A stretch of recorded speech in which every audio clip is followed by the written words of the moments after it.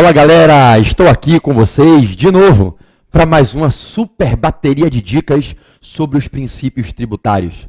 Você que vai fazer o exame da ordem, que é meu aluno aqui no curso Fórum, no Centro de Estudo Jurídico de Salvador, Sejus. Alô família Blue, nós somos os Blues. Você do Supremo Concurso em Belo Horizonte, você de toda a rede Interasat, você da Fórum TV, da Sejus TV, você que estuda comigo no TV Exame de Ordem, lá no meu site superprofessordauab.com.br. Vamos falar hoje sobre um princípio muito importante, cai em tudo quanto é prova, o princípio da anterioridade. Na prova que a FGV fez, o 2010.3, princípio que caiu no provão e caiu em 2 das 5 perguntas na prova discursiva da segunda fase de direito tributário.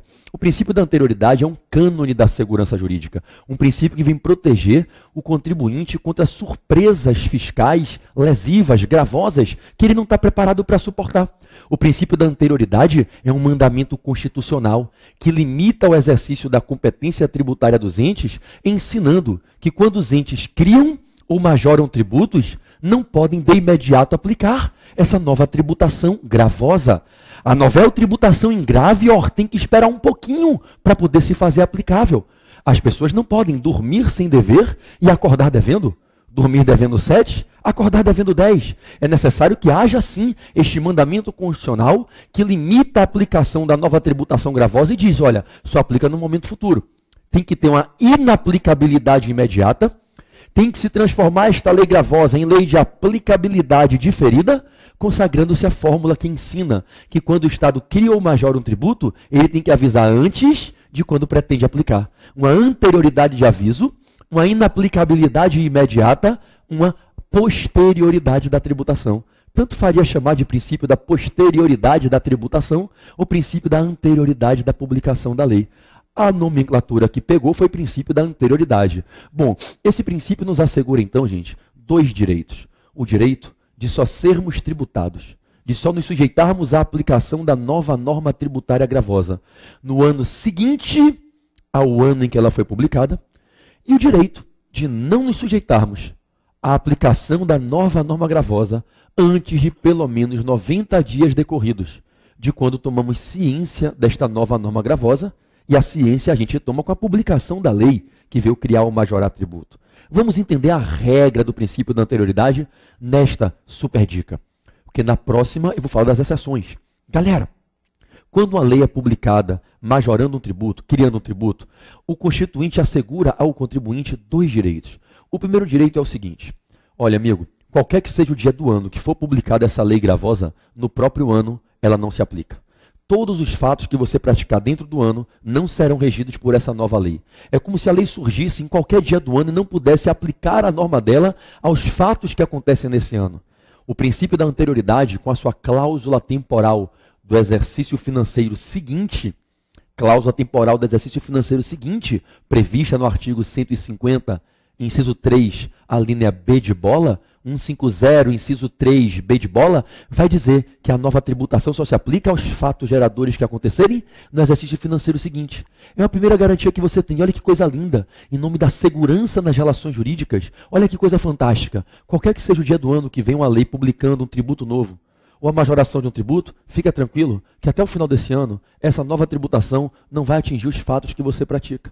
Você não se submete a ela, à nova lei. Por quê? Porque há que se respeitar o planejamento que você fez no começo do ano, para a tua família ou para a tua empresa, no caso de uma pessoa jurídica, uma sociedade empresária. Então, quando você no Réveillon do ano passado, olhou para o ordenamento e disse, senhor ordenamento, quais são os tributos que estão em vigência e aplicáveis para o ano que vem? Qual é a intensidade com que eles incidirão? É aquilo que o ordenamento te falou em 31 de dezembro do ano passado que vai valer para todo esse ano. E é com base naquilo que você ouviu e acreditou que você fez um planejamento orçamentário para a tua família e para a tua empresa.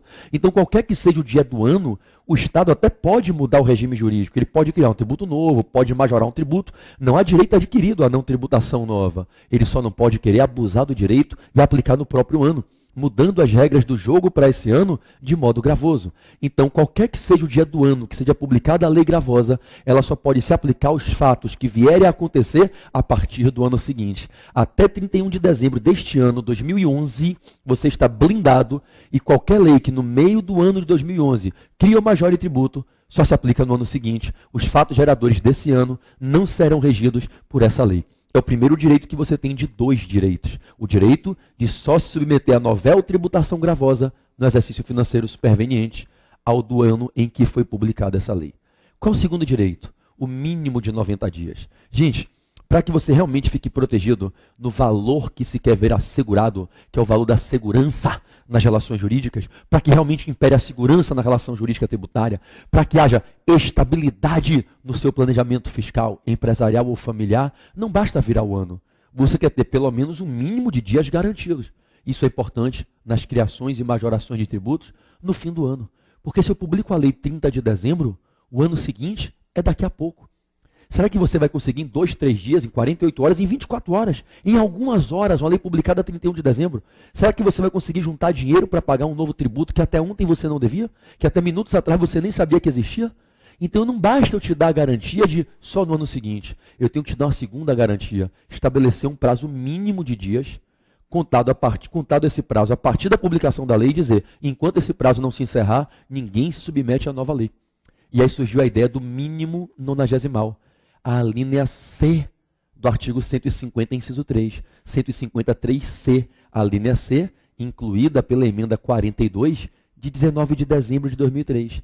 Então, a gente veio dizer que do dia em que a lei é publicada, a norma gravosa que ela traz não se aplica aos fatos geradores antes de 90 dias de quando é publicada a lei. E você ganha um segundo direito sem eliminar o primeiro. E você passa a ter 2 direitos decorrentes do princípio da anterioridade. O princípio que exige a anterioridade do aviso e a posterioridade da tributação. E esse princípio da anterioridade do aviso e da posterioridade da tributação consagra 2 cláusulas temporais. E cada uma delas gera um direito para você. A primeira cláusula diz, a nova norma tributária gravosa só se aplica no ano seguinte. A segunda diz, e desde que já passados pelo menos 90 dias a contar da publicação da lei. Vamos aprender a regra no caso prático? Imagine que uma lei foi publicada no dia 20 de dezembro de 2010. E no ano passado, 2010, 20 de dezembro, foi publicada uma lei. Ô, gente, se essa lei foi publicada 20 de dezembro de 2010, ela criou ou majorou um tributo, qual é a primeira garantia que você tem? Até 31 de dezembro, os fatos que você estiver praticando não são regidos por essa nova tributação. Você tem a primeira garantia do exercício financeiro seguinte. Mas veja, 1º de janeiro de 2011 já seria exercício financeiro seguinte, mas ainda não será possível aplicar essa nova tributação gravosa. Por quê? Porque em 1º de janeiro de 2011 ainda não se completaram 90 dias a contar de 20 de dezembro de 2010. Então, de 20 de dezembro de 2010, eu tenho que esperar 90 dias para fazer 20 de janeiro, 20 de fevereiro, mais ou menos 18, 19 de março de 2011. Né? Não são 3 meses, são 90 dias seguidos. Exclui dias ACOR, inclui dias adquem. Então, o que é que você vai dizer? O princípio da anterioridade, com a sua cláusula da noventena, assegura ao contribuinte 2 direitos.